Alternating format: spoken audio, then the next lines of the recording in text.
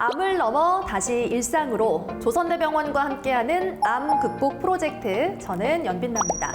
유방암 치료는 지금 이 순간에도 계속해서 발전하고 있습니다. 두려움을 넘어서 어떻게 잘 치료하고 극복하는지로 초점이 옮겨가고 있습니다. 그렇다면 이번 시간에는 조금 더 희망을 갖는 이야기들을 나눠보도록 하겠습니다. 조선대병원 내분비외과 마혜운 교수님과 함께하겠습니다. 네, 교수님 안녕하세요. 안녕하세요.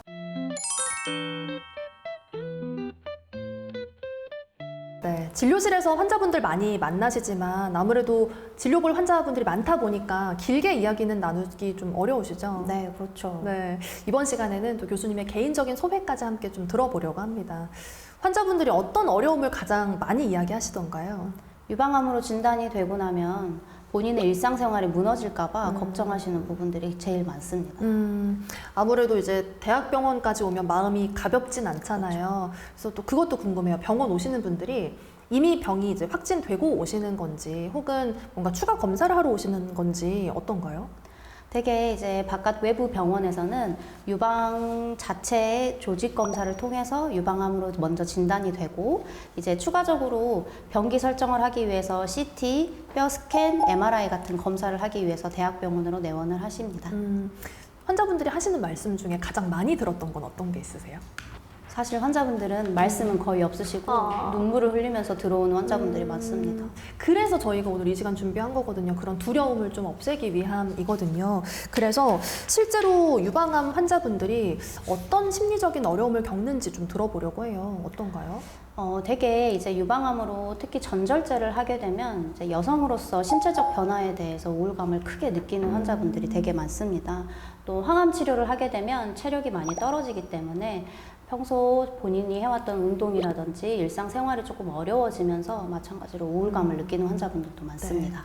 아무래도 지금도 이제 치료를 앞둔 분들이 계실 수 있는데 그렇다면 그런 분들이 궁금해하실 내용이 일상생활로 복귀하기까지 뭐 얼마나 좀 시간이 필요한가요? 이런 질문을 하시더라고요. 사실은 일상생활로 복귀하는 것은 항암 치료가 그 여부를 결정한다고 말할 수가 있겠는데요. 항암 치료를 하지 않으시는 경우에는 수술 후에 금방 일상으로 복귀하실 수가 있으시고요.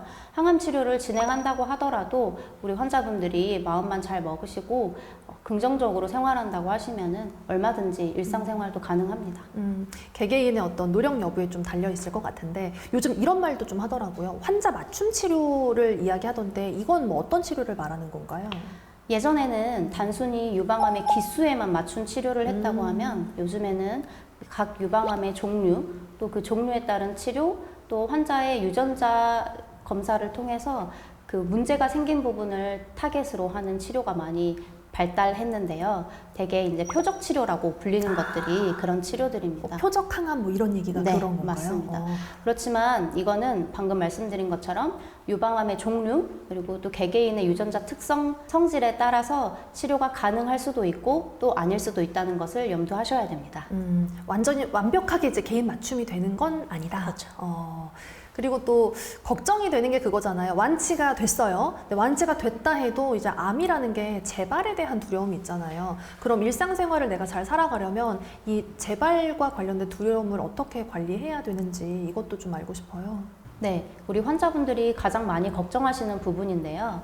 재발은 병원에서 정기적으로 추적 관찰을 하고 있고 또 추적 관찰을 하면서 재발을 조기에 발견하게 된다고 하면 거기에 맞춘 치료를 또 진행할 수 있기 때문에 재발에 대한 두려움을 가지고 살지 마시고 추적 관찰을 정기적으로 받으시면서 꾸준히 건강하게 사려고 노력하는 것이 중요하겠습니다. 그러니까 막 앞서 걱정할 필요는 없다. 뭐 이렇게 생각해도 될까요? 네, 맞습니다.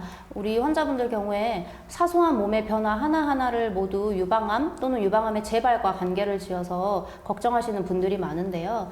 너무 그렇게 생각하지 마시고 현재 건강한 상태를 유지하는 것에 집중하는 것이 중요하겠습니다. 그럼 환자분들이 좀 사소한 변화에도 병원을 자주 찾으시나요?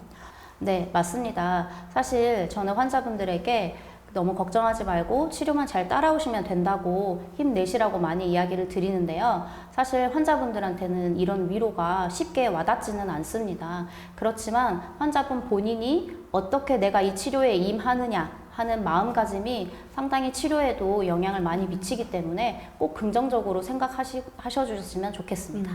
그리고 들어보니까 유방암에서는 완치되는 케이스가 그렇게 특별한 게 아니다라는 이야기를 하더라고요. 네, 맞습니다. 우리 5년이 지나면 되게 암의 완치 판정을 내리게 되는데요. 5년이 지나게 되면은 충분히 완치로 판정받으시고 또 정기 검사까지 졸업하시는 환자분들도 많이 있습니다.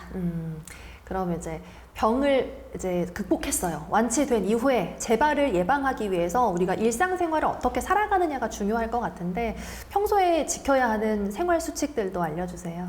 네, 뻔한 얘기지만 균형 잡힌 식사, 규칙적인 운동, 금연, 금주 같이 건강한 생활 습관을 유지하는 것이 좋겠습니다.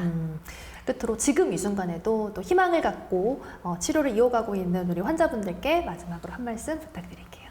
네, 유방암은 혼자 싸우는 병이 아닙니다. 저를 포함해서 우리 병원의 의료진들은 환자분이 완치할 수 있도록 도와주는 사람이라는 것을 꼭 명심해 주시고 치료 과정에 잘 따라와 주시면 되겠습니다.